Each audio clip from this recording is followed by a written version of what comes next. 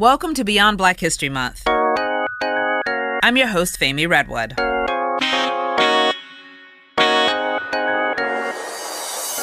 I've been thinking a lot about the Juneteenth celebrations that happened during those first few years after slavery ended. Those joyous times, people singing, friends chatting, and parents watching their children play games, hopeful for the future. Then it hit me.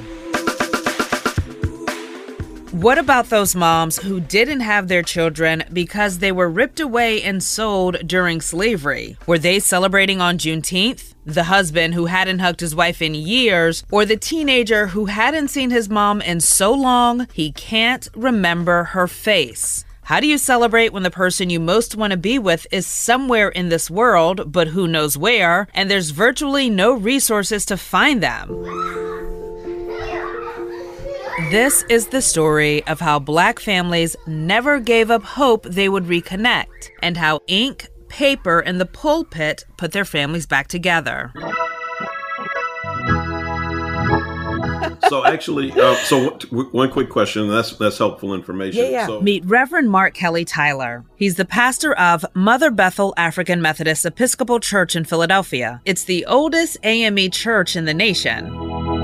Mother Bethel has literally witnessed every part of the American experience, including the hypocrisy. It formed in 1787, not because of theological issues, but racial ones. Mother Bethel began with a walkout from segregated pews. Black worshipers were tired of being forced to sit in balconies at white churches. And they said, we will not be second-class citizens. We would rather worship on the street than to worship under those conditions. He says the church spoke to the unique needs of Black believers, and there were plenty of needs after emancipation. After slavery ended, many Black people wanted to get out of the South because, of course, you never know, the country may change its mind and may bring slavery back. And so people began to flood the North. Often going straight to Black churches for help. They help you find housing, help you find employment, help you get settled into life in the North. And help you find family members who were sold during slavery. How do you find a loved one after slavery has ended?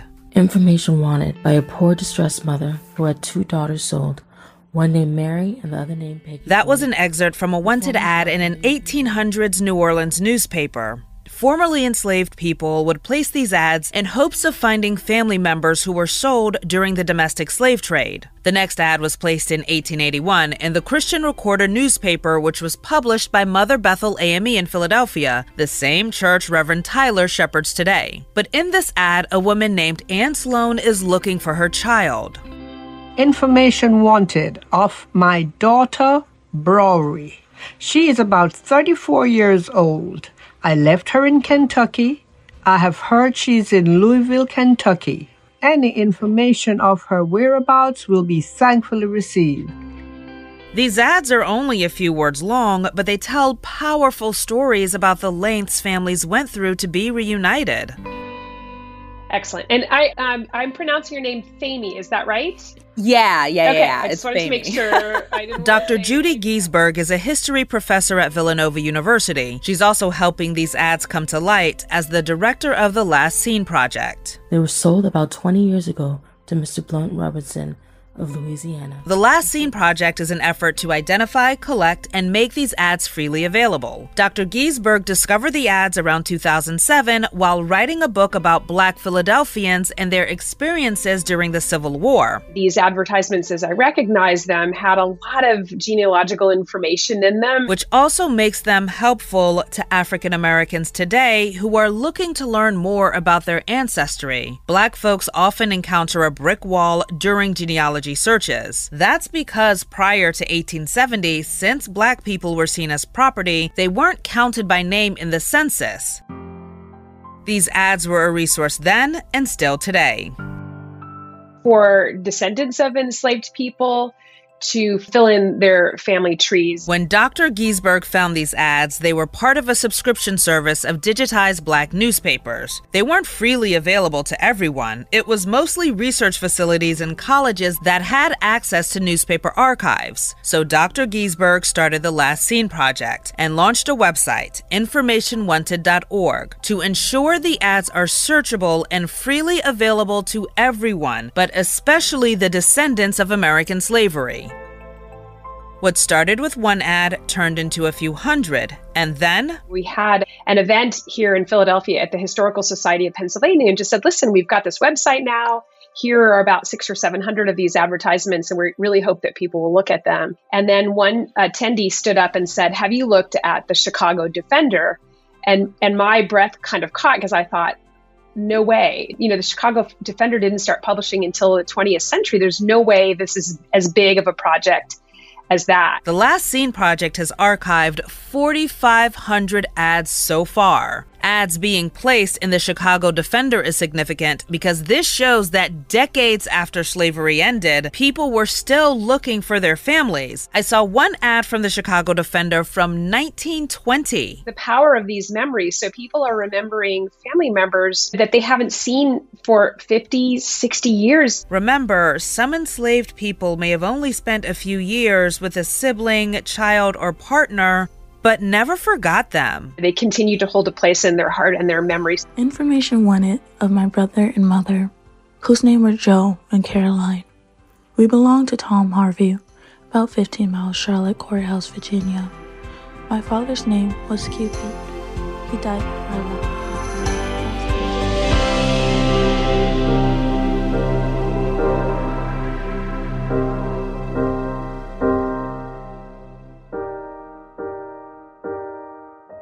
An archivist at Mother Bethel, Margaret Jerido, helped Dr. Giesberg find a lot of these ads. The importance of these ads were understood by Reverend Tyler from the jump. He's been searching for information about his ancestors for years, digging through databases and having conversations with his grandmother before she passed. She told him of a relative in the 1800s who was also a pastor. She described him and, kind of just told me these vague stories of him in Arkansas. But that was all that they knew. Turns out that was his great-great-great-great-great-grandfather, Reverend Jesse Devine. Reverend Tyler discovered how his ancestors spoke out against slavery as early as the 1850s. So when the Last Seen database became searchable, he threw in his relative's name. And sure enough, J.W. Devine pops up. There's an ad that's in the Christian Recorder on March the 9th, 1867. And it just simply says, information wanted for my 3 children, 2 boys and 1 girl. Their names are Washington, James, and Lucy Green. Any information of them will be thankfully received by their mother, Kitty Green. They formerly belonged to Dr. Patrick, Wilkinson County, Mississippi. And then she lists her address, Catherine Green, Allegheny City, Pennsylvania, in care of Reverend J.W. Devine, Box 19. Reverend Tyler's great-great-great-great-great-grandfather allowed those who were formerly enslaved to use his address in ads. Remembering that day when I saw his name pop up there, it was a moment where, just kind of just fills you with just a lot of emotion to know that somebody connected to you this is no longer just this historical thing that I'm reading about in a history book or watching a film, but like this is a part of my family that's helping other families try to get reunited in the wake of the worst experience in human history that we know of. Any information of her whereabouts will be thankfully received. Anne Sloan. The most common types of ads were mothers looking for their children. Also fathers, but not as common. I think anybody who knows a history of slavery can understand how that's difficult, but there are definitely fathers looking for their children. Information concerning his son, William Green, who left Beaufort, South Carolina. And second most common are children looking for their parents, and then children looking for siblings. She says that changed in the 20th century. As decades passed and children realized their parents likely died, ads shifted to siblings looking for other siblings. There were also ads being placed by older people trying to find children so they could pass land or money down before they died. So some of these ads say something like, I have some information that will be useful to them. These ads highlight the extraordinary ways people could hold on to information they likely never saw written down. Especially when they're small children, yet they were able to remember not only all those names, but also the names of slave traders, people who sold them. So they remember, that they were sold by this one guy who had a jail in Richmond, and they're giving you his name, and you can actually find it. I've been able to find these slave traders. But there were challenges. Names changed. African Americans might stop using their captor's last name, and women changed their name after marriage. Some people will list several different names for themselves in the advertisements. They'll say, I'm looking for my son, and my name is Margaret Smith. I used to be Margaret Tibbs, and I was enslaved by so-and-so Tibbs, and then I became free and I changed it to Margaret Smith. But then I got married, and now my name is Margaret Jones.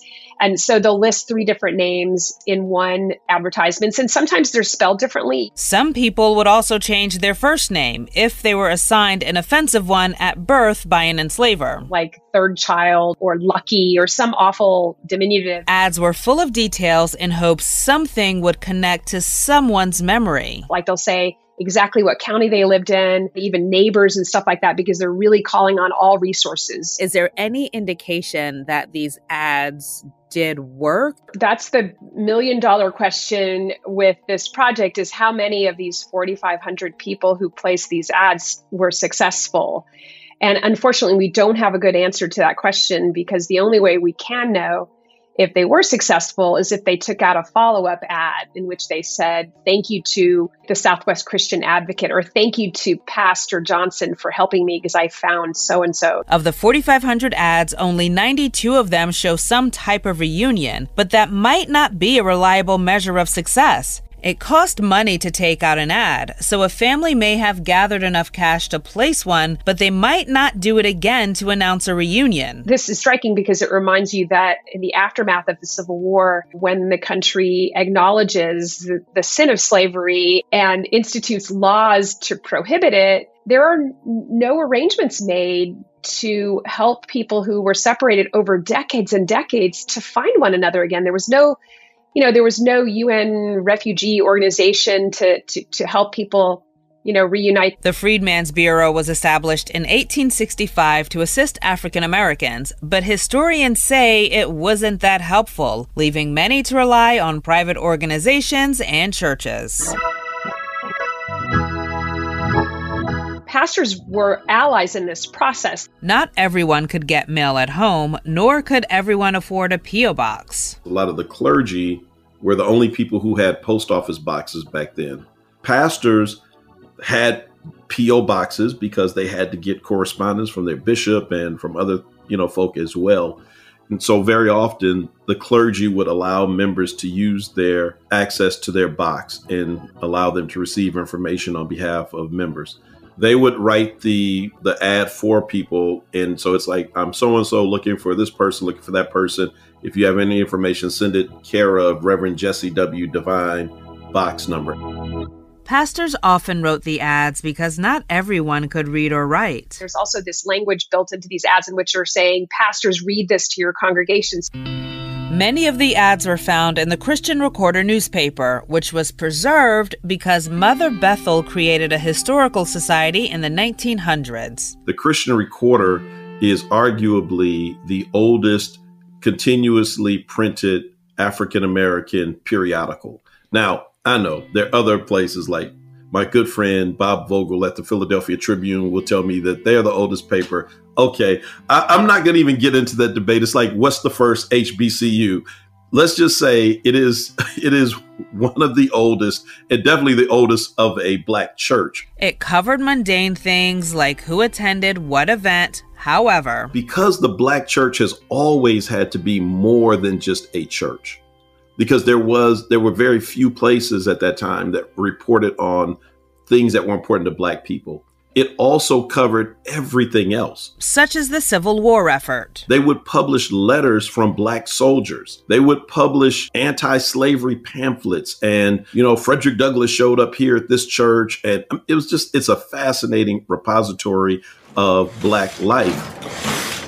Newspaper production exploded after the war. Within a few years of the end of the war, Black communities throughout the South had engaged in rapid institution building. Not that they started from scratch, because of course there were Black institutions in slavery as well. But once slavery was over, there were many more opportunities to sort of create Black towns, build Black churches, and start Black newspapers.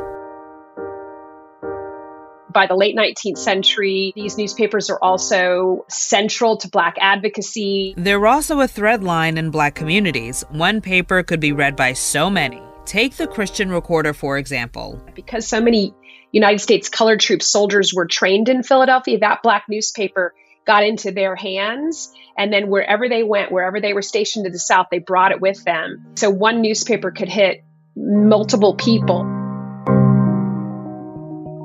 What newspapers once did, social media does today. The last thing that I need to hear while I'm showing y'all millions, literally, I'm not capping on that. If you're on Black TikTok, you probably know this guy. Walter English is the government name. AKA Walt Way, Walt the Poet, or former love poet. He's a spoken word artist, but recently became a genealogist of sorts. I started something called the Bristol English Project, which is named after my second great grandfather, Bristol English. What I do is I help American descendants of chattel slavery reconnect with a history that is more than just chains and dreams. Walt helps African Americans build their family history, showing how to navigate the patchwork of documents that can provide insight to Black lineage. He also provides a database of resources, and it's all free. Most people are just starting their journey, and when he helps them fill in the blanks, gratitude and tears. I get people who cry. I get people who send me messages to this day. They're thankful. They're so grateful. It feels like a piece been missing. That's a feeling he understands. I always loved history since I was a kid. So in 2011, he started doing his own family tree. He learned his ancestors had been enslaved by Captain Thomas Cassandra English out of Alabama. There were some challenges along the way, but Walt realized he was pretty good at this. So he started posting videos on TikTok offering tips to anyone doing similar searches. Making content on TikTok, just showing off my family tree, and then everybody was like, wow, I wish I can do that.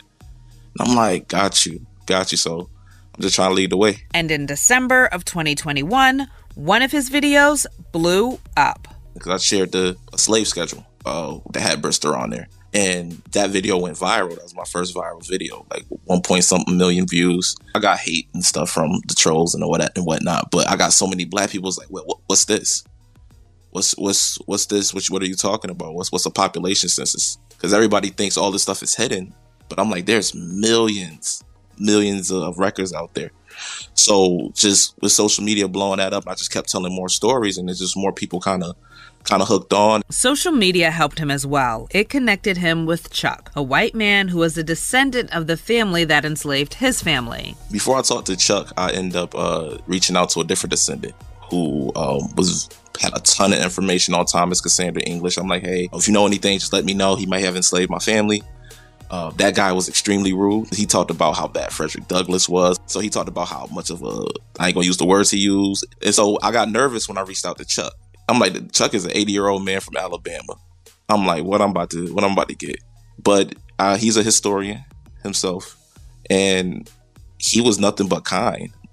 He was nothing but helpful. He told me stories, and I'm just like, I'm looking at my family tree while he's telling me these names, and I'm just like, this is real. This is really happening. Chuck inspired Walt to create the Bristol English Project. He goes down to New Orleans and help the Creole people down there with their ancestry for free. He old school with it. He going into these historical locations and getting documents and stuff, but like he does it all for free for them. So I was just like, if he can do it, I can do it for my people. And it feels good, especially when he helps young people. The kid was like 17 who started his. and just excited. Like, look what I found. Look what I did. I did all this. But learning about your ancestry is a mixed bag of emotions. That's why he often offers a trigger warning, saying, how much do you want to know? Oh, you get hit with so much. You see the stuff that make you smile and make you happy. Finding out Brista is buried on the land that he owned down in Alabama. And the family still, that land is still in the family. But then there's the other side of stuff where seeing that your third great grandmother and her father were a part of a breeding farm down in Georgia. Like, you see all kinds of little stuff. These documents tell stories. Because I get angry, I get sad. I kind of tense up before I look at every death certificate, especially seeing the ages, the newspaper articles I come across. It's a lot. That's why I always tell people the stove is hot. Just be careful when touching this. Walt relies on donations and grants for his work. Same with the Last Seen Project, and for similar reasons. Dr. Giesberg says each ad represents a moment of commodification, in which a human being was sold away from their family members, and a transaction in which somebody profited or somebody's profited from the treating of a human being as chattel property. What struck me about discovering these advertisements in these pay-for services that are available in research libraries is that, in essence, what we're doing in keeping these advertisements behind paywalls is we are, perpetrating the same crime, I would say, in keeping information about people's genealogy behind paywalls, to me, is unconscionable. She says to continue to commodify people and their families in this way runs counter to the Last Seen Project. That's why she repeatedly turned down partnerships with for-profit companies. These family stories belong to these families, to the descendants of enslaved people, who should not have to pay to find out who their ancestors were.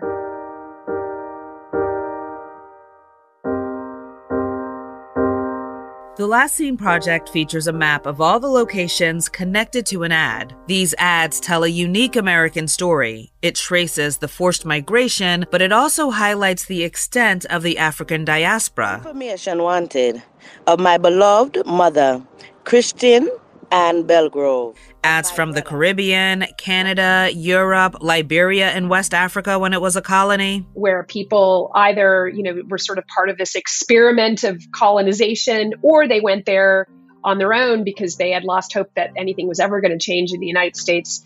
And then the moment they had the opportunity, they sought their family members. And then some really surprising and amazing stories that come to us from the Caribbean. There's an ad in there where a woman describes a slave rebellion, and she's writing from Jamaica. And so she's lived her whole life in Jamaica, and her grandmother was on board one of these ships. Her grandmother passed along to her the information about how they wound up in Jamaica. And then she's in an ad saying, we're trying to find our other family members who are in the United States. There's ads in China or that mention China. She's working with educators to implement these ads into the classroom. They offer a perspective that's usually not found in slavery teachings from the minds and hearts of enslaved people. 90% of what we use to teach the history of slavery in K through 12 schools and colleges too is materials produced by enslavers. So account books, diaries, letters, all of those things are produced by enslavers. These ads, on the other hand, show a strength of people who survived an institution intended to strip them of their humanity. I feel like we need it, especially what we get taught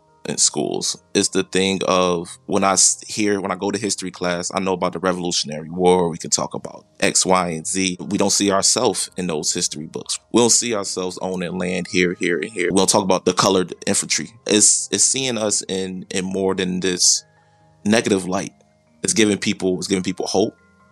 It's connecting people. There's something healing about it. It's like, wow, okay, this is where I come from. He offers advice for anyone starting their journey into ancestry. Number one, I'm going to say take breaks. You may come across some scary Freedmen Bureau records, death certificates, and sometimes newspaper articles. People don't talk about the Reconstruction era. When I say it failed, they hunted us for a good portion. They burnt our houses down. And so those are very detailed because there was a separate records for us, for Black people. Our ancestors give us hints about who we are. A great-grandmother who was a dancer can explain why a child as young as 4 can command an audience. And a preacher in the 1800s who spoke out against slavery can explain a preacher today who speaks out against injustice. After the election in 1871 or 72, where the first time Black people voted en masse, they tried to steal the election in Arkansas, and he was an election judge. And so there's a full deposition of him being deposed by the Congress to tell the account of how Black people were being disenfranchised with their vote in Arkansas. And so each time I see one of these stories, it just brings me, like to the point of tears. Here is my ancestor out doing all of these amazing things and, making his mark in the world. It's humbling. It makes me feel that if he could do this with limited resources, how much more should I do now, given the access that I have, the abilities that I have, and the ways in which I can move around the country and the world, ways that he could have never, ever imagined. And his great-great-great-great-great-grandfather's work is even more inspiring, considering how dangerous it was for Black preachers to visit churches in slave-holding states. Many Black preachers, the story's untold, who were beaten, who were attacked, and oftentimes lost their lives as well, simply for just going to preach, because the larger society understood that they were also about all of these other parts of this resistance movement. They had to go get a bond, a legal bond as free people, saying that they would not go down to try to dismantle slavery, that you're just coming here for work. I'm not surprised then to know that these are the things that my ancestor was involved in as an AME preacher, and that these are some of the same things that I'm drawn into, except that it's the 21st century version of it. So whether it's police accountability or continuing to lift up our voice for all forms of systemic oppression and white supremacy in all the different ways that it looks, it's the same struggle. Same struggle, but these ads paint a different picture. For so long, the Black family has been maligned as dysfunctional, and that within the Black family, no one wants to be together, and we just walk away from each other without any care and concern. First of all, that doesn't take into account the history itself, right? Because there's not one group of people in America that has ever had the same experience with regard to family as Black people. He says undeniably atrocities happened to others, but their families weren't attacked in the same way Black families were. Like literally, as a father, you were just a breeder. As a mother, you were just a breeder. And that you two could be forced together to have a child, and neither of you would even know where the child went afterwards, because the child was the property of the owner who simply needed the child to make money. So for hundreds of years, up until the end of the Civil War, that was the state of the Black family, that at any moment, the person you chose to be your spouse could be taken from you without your say. Your child could be taken without your say. Your parent could be taken without your say. Is there any wonder that we have issues today? And yet, in spite of all of that, the very first thing Black families start to do at the end of the Civil War is to try to find one another. Reverend Tyler shares a beautiful story that highlights this connection of family. Picture this. 1840s, and AME members are on a boat going from Philadelphia to Pittsburgh, heading to a church gathering. Bishop Payne tells the story as they're on this little boat. One of the guys who is one of the servants, one of the Black men who's a servant on the boat, he's like one of the stewards. They get to talking, and one of the preachers that's with the AMEs and this man find out that they are long lost brothers who had been separated as children in slavery. The tears that were shed on that boat that night. They just kept talking about how this was nothing but God. These ads point to stories like that time and time again, where people never gave up. Hollywood should love this story, right? Isn't this the story where someone is separated and they cross hell and high water to find their loved one? Well, this is what regular, everyday Black people did every single day, and it defies everything that we're told today about the Black family.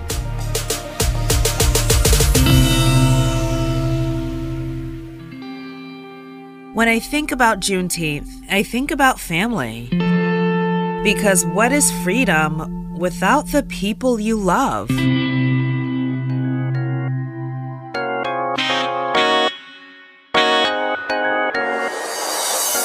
Thanks so much for listening to Beyond Black History Month. If you're enjoying our show, please rate and review our podcast. We're available on the Odyssey app or wherever you get your podcasts from. This episode is a special production of 1010 Wins Radio, WCBS News Radio 880 and 94.7 The Block. Special thanks to producers Dempsey Pilat, Jill Webb, and Andy Egan Thorpe, who is also our sound engineer. Skip Dillard is the 94.7 The Block brand manager. Tim Schaud is the WCBS News Radio brand manager. Ben Meverak is the 1010 Wins brand manager. And I'm Fami Redwood. Thanks for listening.